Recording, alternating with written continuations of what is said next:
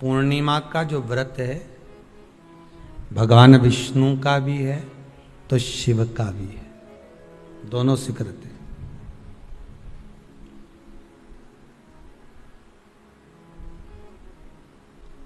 दोनों स्वीकृत है। जिसका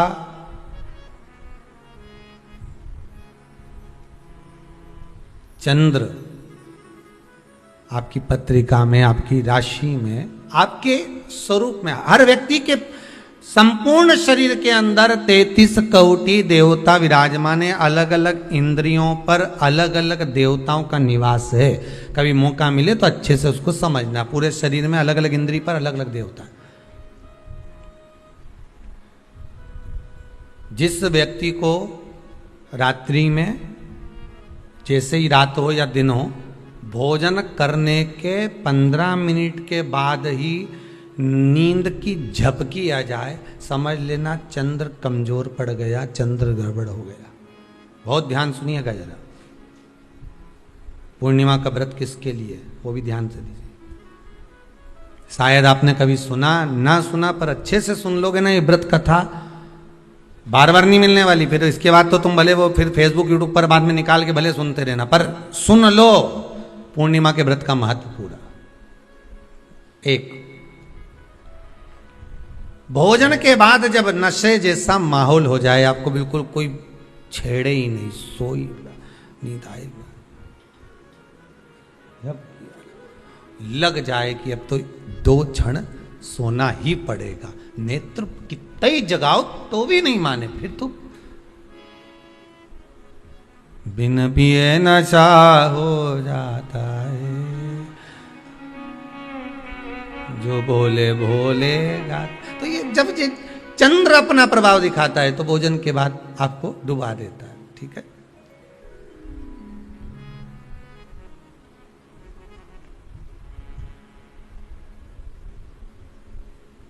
एक बहुत सरल भाषा में कहेंगे, आपको थोड़ा समझना पड़ेगा कि कहीं कहीं आपने सुना होगा कि 14 और पूर्णिमा पे कहीं गया होगा इसलिए ऐसा हो गया। बोले सुना है कि नहीं सुना?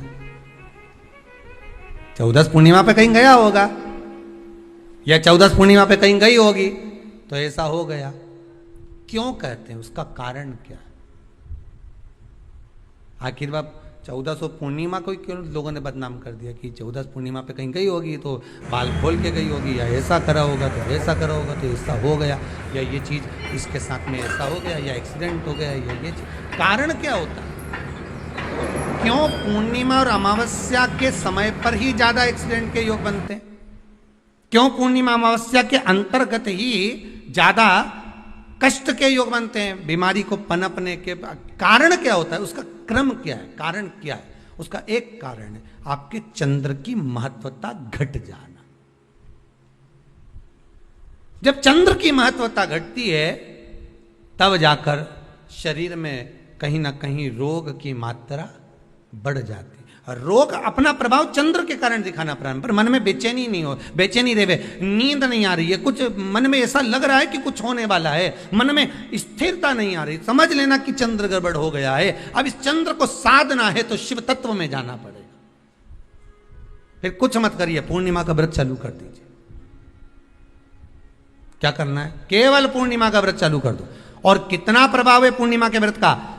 घर में 50 लोगों का परिवार है, 15 लोगों का परिवार है, 20 लोगों का परिवार है, और परिवार में से अगर एक पुरुष या एक स्त्री कोई भी पूर्णिमा का व्रत करता है तो पूरे परिवार के लोगों का चंद्र संवर जाता है, पूरे परिवार के लोगों का चंद्र सुधर जाता है। पूर्णिमा के व्रत का इतना प्रभाव शास्त्र कर रहा है, स्कंद पुराण कर रही है।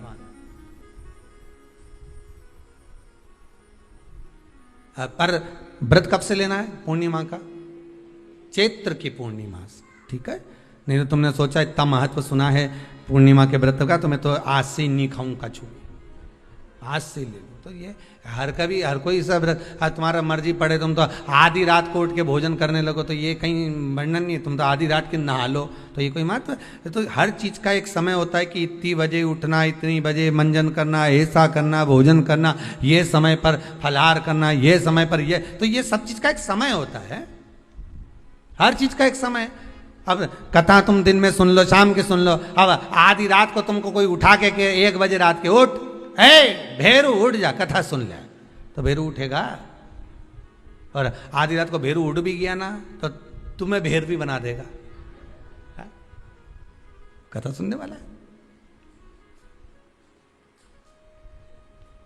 हर चीज का एक समय होता है कि आपको ये समय पर आपको ये ग्रहण करना, आपको इस समय पर भगवत स्मरण करना, आपको इस समय पर नाम जाप करना, आपको इस समय पर भगवान की भक्ति को धारण करना।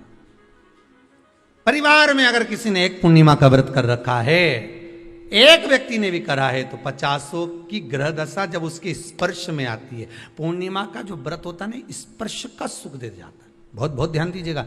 जैसे आपने किसी ने पानी मांगा, आपका पूर्णिमा का व्रत है, और भले आप उठ के पानी लेने नहीं गए क्योंकि आपका व्रत है, क्योंकि जिसका व्रत होता है बेचारी वो तो ज्यादा कुछ करती नहीं पाती,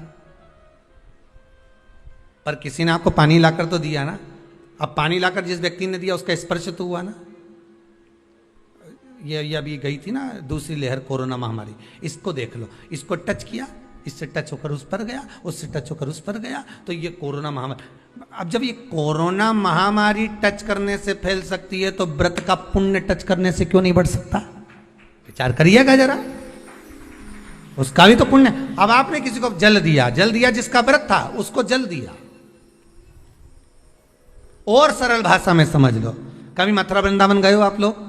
अगर मथुरा वृंदावन गए होगे, उज्जैनी गए होगे, काशी गए होगे, कहीं तीर्थ में गए होगे, या कभी कुबेरेश्वर धाम कभी आप लोग आएंगे जाएंगे, कभी आपको ज्ञात होगा, तो कभी आप लोग दर्शन करेंगे कि जब भोजन प्रसाद होता है तो लोग उसको बांटने के लिए देते हैं कि कोई आया है तो उसको कुछ प्रसाद मिल जाए, भंडारे की प्रसादी मिल जाए। तो भंडारे की प्रसादी जब वो खाता है, उसका स्पर्श होता है, स्पर्श होता है तो जिसने भोजन किया उसका पुण्य जो दे रहा होता है उसके खाते में चले जाता है।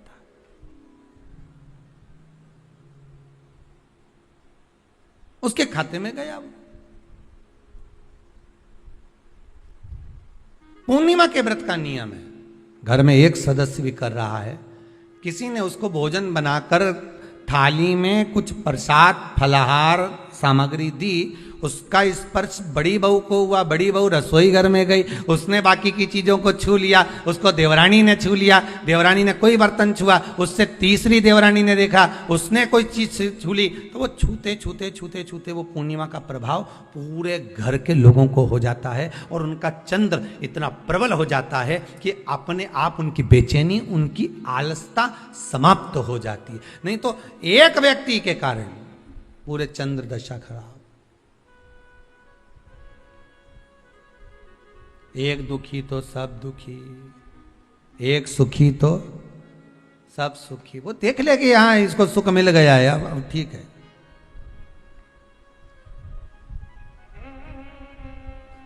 जब बेचैनी लगे, 1400 पूर्णिमा आए और आपको लगे बेचैनी बहुत ज्यादा है, मेरे को थोड़ा बेचैनी, ना जाने क्यों ऐसा होता है कि 1400 पूर्णिमा आई और मेरे को बेचैनी, तो समझ लेना कि चंद्र गड़बड़ है। फिर क्या करना है? एक व्रत घर का कोई भी सदस्य पूर्णिमा का प्रारंभ कर दे। ज्यादा नहीं करो तो थोड़ी करो, पर करो, व्रत करो।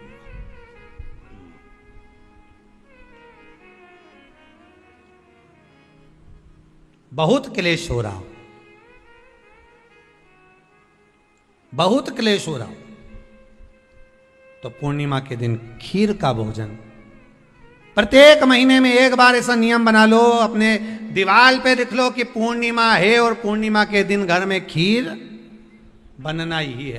केवल शरद पूर्णिमा अकेली पे नहीं हो, तुम एक पूर्णिमा पे तो बनाते हो खीर, शरद पूर्णिमा के दिन तो खूब जोरदार बना बुनो के ना डोलची के छत पे धर दो, उठा के भगवान ही धर दे, कहीं कहीं तो छत पे बनाए। तो बच्चे पूछ ले मम्मी ये छत पे क्यों रखी है, तो क्या अमृत गिरेगा?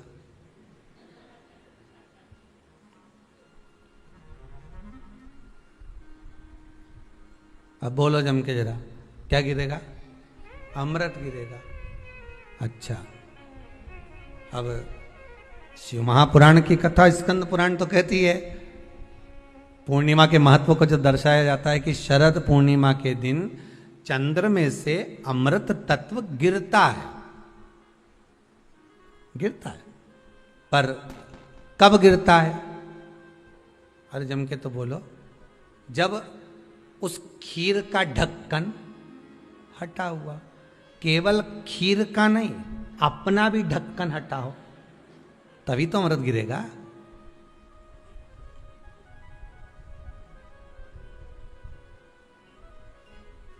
अब दिमाग में तो ढक्कन बंद है, खीर रख दी छत पे, भगवान मन में सोच रहे कि देवताओं को अमृत कब मिला था? जब उन्होंने मेरा नाम पुकारा था।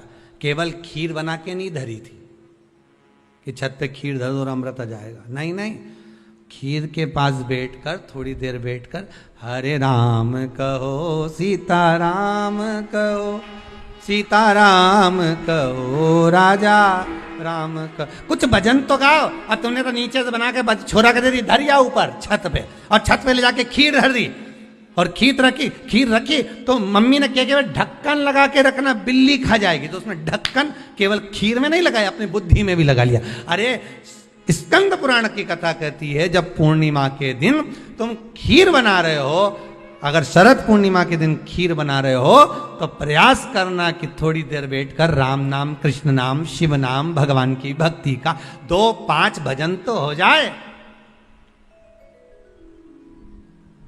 अब दिमाग में लगा ढक्कन, खीर में भी लगा दो ढक्कन, अमृत कहां से झड़ेगा? भगवान भी सोचे, ना राम नाम लीनो तूने भरी जवानी में, तो डूब के मर जा रे चुल्लू भर पानी में। अब भगवत भजन करे नहीं और क्या कि अमृत झड़ेगा? भगवान के कहीं नहीं झड़े, फालतू की बात। राम नाम बोलती तो अमृत झड़ता, कृष्ण नाम बोलती तो अमृत झड़ता, भगवान का भजन करती तो अमृत झड़ता। इसलिए शरद पूर्णिमा पे मंदिरों में जो खीर बनती है ना, तुम्हारे घर की खीर और मंदिर की खीर के मिला के देखना जरा, दोनों में स्वाद किस में आए, जरा मिला के देखना। मंदिर की खीर में स्वाद आ जाए, क्यों? वहां भाइयों बैठ के खूब भजन गाए, तांबा का हंडा में तातो दरो पानी नीनाए भोला नवा के रूंग। अब दिन रात के जो भजन गाने पिली ने 9 बजे से लेकर 12 बजे रात तक खूब गाया, वो भजन का जो अमृत था वो खीर में मिल गया, खीर में मिला तो स्वाद आ गया। अब तुम तो गाई ही नहीं, तो डब्बा में कहीं खाक स्वाद है।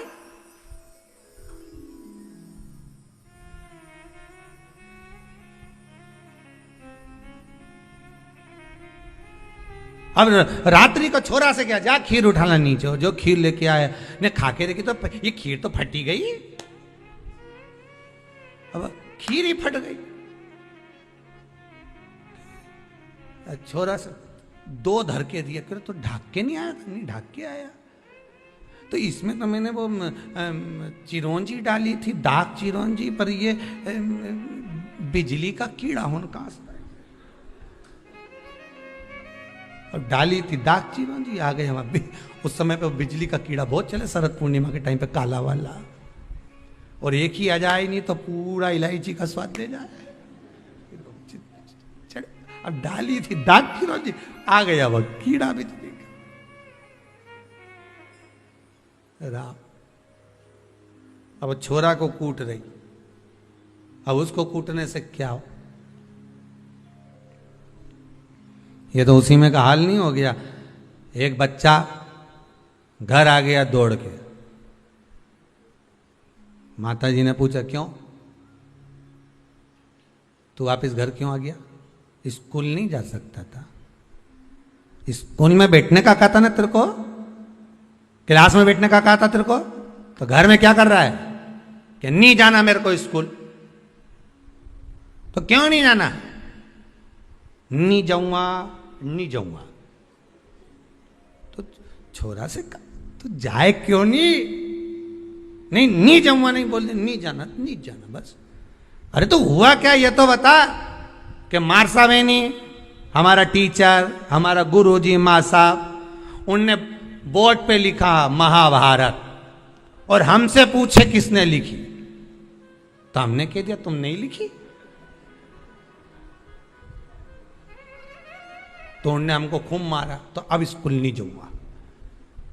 जब मार साहब खुद लिख रिया है, इतना बच्चा के सामने लिखा, बोर्ड पे लिखा महाभारत, और हमसे पूछा किसने लिखी महाभारत, तो हमने कह दिया तुमने ही लिखी।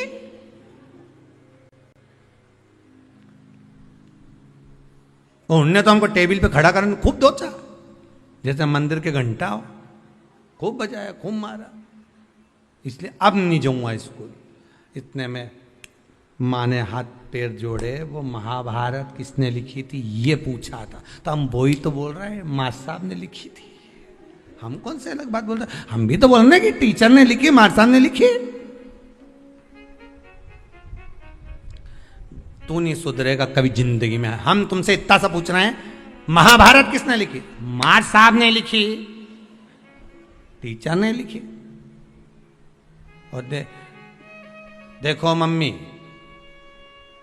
भाई सुन ले, आई तू भी सुन ले, अब बार बार महाभारत की मत पूछना मेरे से। एक बार बोल दी मैंने उनने ही लिखी, उनने ही लिखी, उनने लिखी, अब बार बार मत पूछना।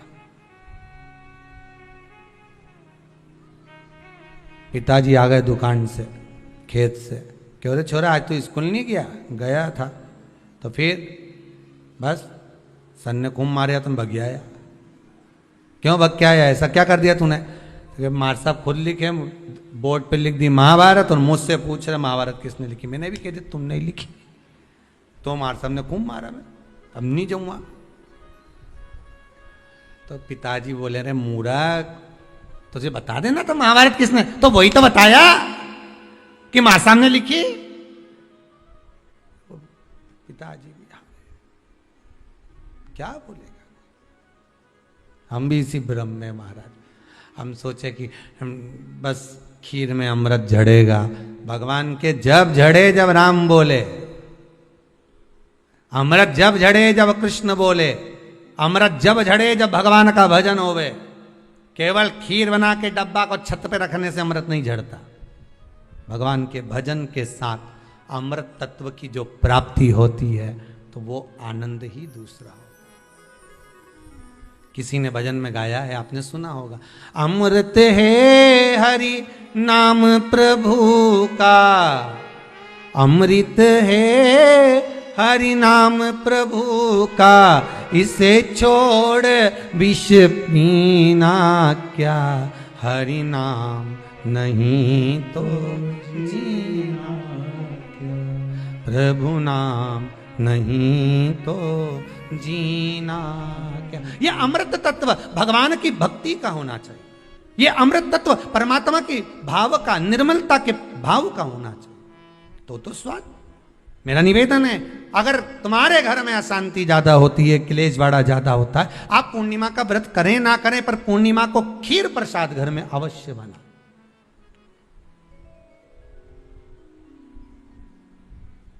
12 महीने की पूर्णिमा करके देखने में क्या जा रहा है? देख लो बना के। नहीं तो ना तो सियोर वाला महाराज तुम्हारे यहाँ खाने आ रहा है, नहीं तो खीर तो अपने घर में ही है।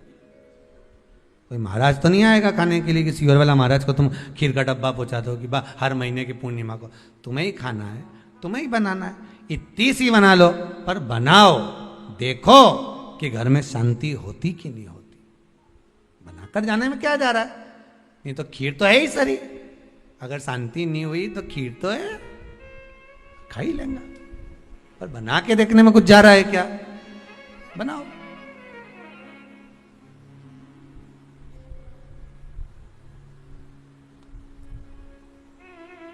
उसकी महत्वता को जानना है। ये जो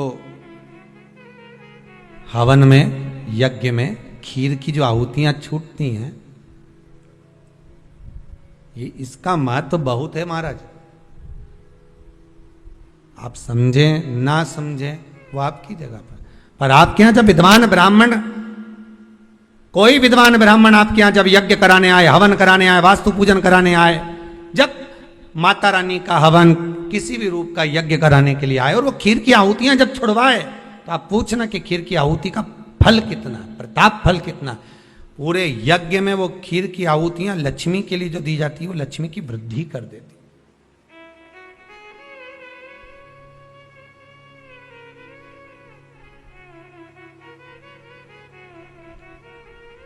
उसका महत्व कितना बढ़ जाता है,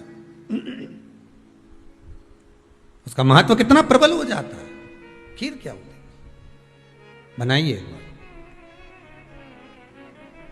पूर्णिमा के व्रत का महत्व चंद्र से, और जिसके यहां क्लेश हो, कोई व्यक्ति मीठा बोलकर आपसे स्नेहवश प्रेम बढ़ाकर, स्नेह बढ़ाकर, आपसे प्रेम वात्सल्यता करुणा स्नेह बढ़ाकर जब आपसे कुछ धन लेकर चले गया हो, और अब आप उससे मांग रहे हो, आप उससे लेना चाहते हो, और फोन कर रहे हो, मिलने जा रहे हो कि मेरा पैसा दे दे भैया, और वो प्रेम खत्म कर चुका है, स्नेह खत्म कर चुका है, धन नहीं दे रहा, वहां पर भी ये पूर्णिमा का व्रत काम करता है।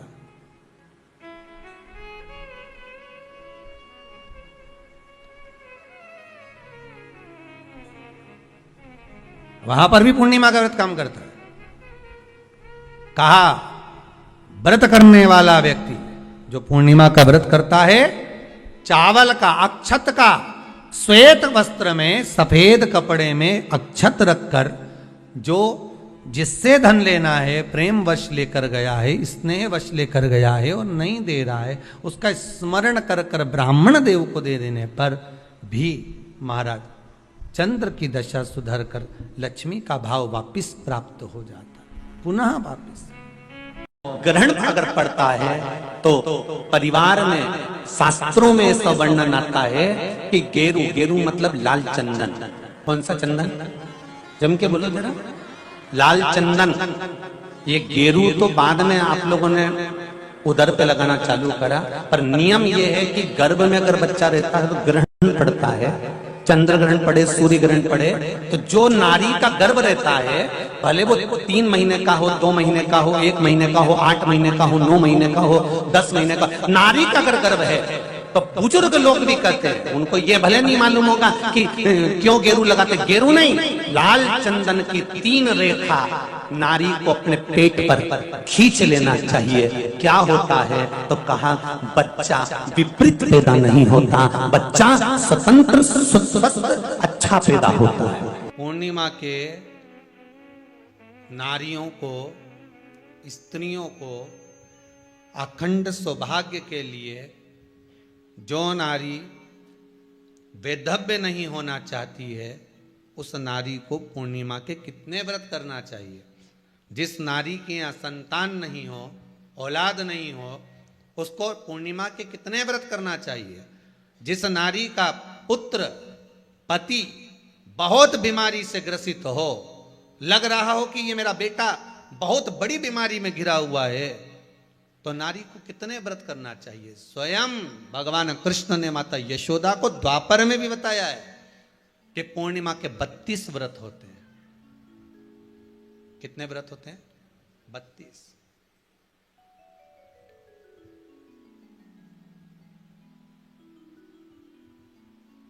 स्वयं भगवान कृष्ण यशोदा रानी को, माता यशोदा जी को भी बता रहे हैं 32 व्रत। अब आपको किसी ने बता दिया होगा कि 8 कर लो, 7 कर लो, 6 कर लो, 12 कर लो, इसलिए आपने बोला कि 12 कर लीजिए, 32 कर लीजिए। अरे यहां तो द्वापर की कथा भी कहती है। यशोदा जी ने एक बार भगवान कृष्ण को रोक कर कह दिया, ए कन्हैया रुको। कन्हैया बोले, बोलो माँ क्या बात है। कन्हैया जरा रुकिए, इधर आओ जरा। भगवान कृष्ण आए। हाँ माँ बोलिए। किस जगह का प्रसंग है ये? जिस समय पर राधा रानी कुरुक्षेत्र में नंद बाबा और यशोदा जी को लेकर कुरुक्षेत्र के कुंड में, ब्रह्म सरोवर में स्नान कराने के लिए लेकर जाती है, ग्रहण का समय पर। और जब भगवान कृष्ण उस कुरुक्षेत्र के उस सरोवर में स्नान करने आते हैं, तब यशोदा जी ने अपने लाला से प्रश्न किया है, पूछा है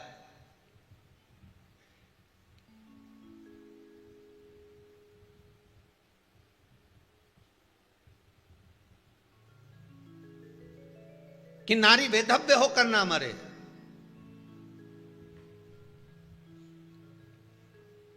उसका पति कोई रोग से ग्रसित ना हो, उसका पुत्र किसी रोग में ना पड़े। अरे भाई कितना सुंदर संवाद लिखा है। अगर किसी माता का पुत्र मान लो किसी नशे में डूबा हुआ है, कोई नशा कर रहा है और गलत नशा है, आपको लग रहा है कि ये नशे में डूबा हुआ है, आपको लग रहा है कि ये गलत जगह पर डूब गया है, आपको लग रहा है कि मदिरापान में, मांसाहार में या अधिक गांजा आदि का जो भी नशे होते हैं, जितने भी नशे, उसमें डूब चुका है। और माँ उसको समझा रही है, तू नशे में मत डूब, तू इस काम को मत कर, तू ये गलत कर्म मत कर। माँ उसको समझा कर हार गई। तो मेरा माताओं से निवेदन है, आप उसको समझाना बंद कर दो, एक काम करना प्रारंभ कर दीजिए। हमें जो शिव महापुराण के माध्यम से शास्त्र कह रहा है कि आप 32 पूर्णिमा के व्रत प्रारंभ कर दो। उसमें करना क्या है आपको? केवल जिस दिन व्रत रहे, रात्रि के समय पर कोई भी मीठा कुछ भी सामग्री आप चंद्र की रोशनी में, चंद्र को अर्घ देने के बाद, पूजन करने के बाद उसको रखो, और वही सामग्री जो नशा कर रहा है उसको पूर्णिमा के दूसरे दिन उसको खिलाओ। आप धीरे धीरे खिलाना चालू करेंगे, जिस नशे में वो डूबा हुआ उस नशे से वो छूटना प्रारंभ हो जाएगा। 2 पूर्णिमा व्रत करके तो देखो, तीसरे में तुम्हें जरूरत ही नहीं पड़े। धीरे धीरे आप रुक, वो छूटना प्रारंभ हो जाएगा। स्वयं भगवान कह रहे हैं, यशोदा मैया ने कन्हैया को रोक लिया कुरुक्षेत्र के उस मैदान में, और भगवान कृष्ण का दर्शन माता यशोदा जी करी। बहुत दिनों के बाद माँ को, आज माता यशोदा को लाला का दर्शन हुआ, बहुत समय के बाद, जाने के बाद, बहुत समय के बाद।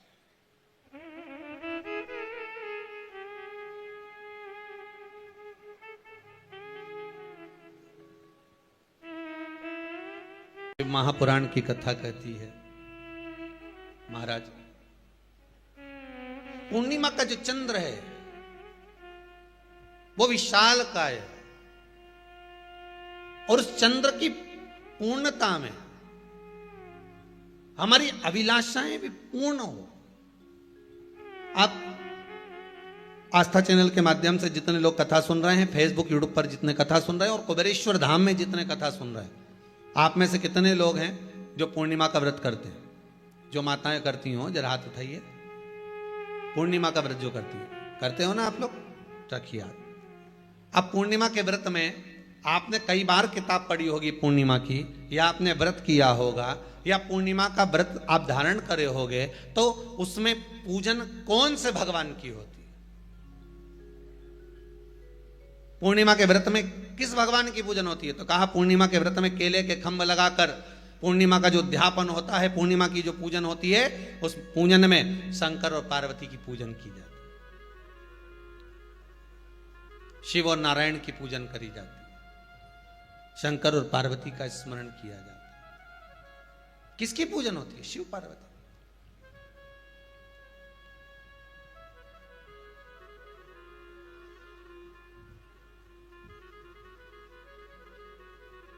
क्यों शंकर और पार्वती का पूजन क्यों करा जाता है पूर्णिमा के व्रत में? क्योंकि शिव और माता पार्वती ही केवल एक ऐसे हैं जिन्होंने अपूर्ण लक्ष्मी को भी पूर्ण बना दिया था। किसको पूर्ण बनाया है? लक्ष्मी। शरद पूर्णिमा के दिन अगर आप शंकर भगवान को एक लोटा पानी अगर शिव को समर्पित कर रहे हो, श्वेत पुष्प को रखकर शंकर जी के ऊपर सफेद फूल को चढ़ाकर अगर एक लोटा जल भी, एक पात्र जल भी शंकर को समर्पित कर रहे हो, तो ये लक्ष्मी के लिए ही तो कर रहे हो। और कौन सी लक्ष्मी? पूर्ण लक्ष्मी। पूर्ण लक्ष्मी। आपको पहले भी कथा में कहा, एक बार भगवान विष्णु के सामने लक्ष्मी मैया ने बहुत तेज स्वर में कह दिया था, नारायण, दुनिया के लोग आपका नाम जपते हैं, दुनिया के लोग नारायण नारायण कहते हैं, दुनिया के लोग आपका भजन करते हैं, पर सत्य मायने में कहूं ना तो मेरे बिना दुनिया के लोगों की नहीं चल सकती, मेरे बिना दुनिया नहीं चल सकती, संसार मेरे बिना नहीं चल सकता। भगवान विष्णु ने कहा ये तो गलत है लक्ष्मी आपका कहना। एक दिन लक्ष्मी को अहंकार आ गया, अहंकार के संबोधन जब माता लक्ष्मी करने लगी तो भगवान, उसी समय पर भगवान विष्णु को क्रोध आ गया और भगवान विष्णु ने कह दिया, लक्ष्मी तू इतनी बड़ी बड़ी बात कहती है कि तेरे बिना नहीं रह सकती संसार। मैं तुझे कहता हूं लक्ष्मी तू अपूर्ण है, तू अपूर्ण है, तू पूर्ण कब हो गई?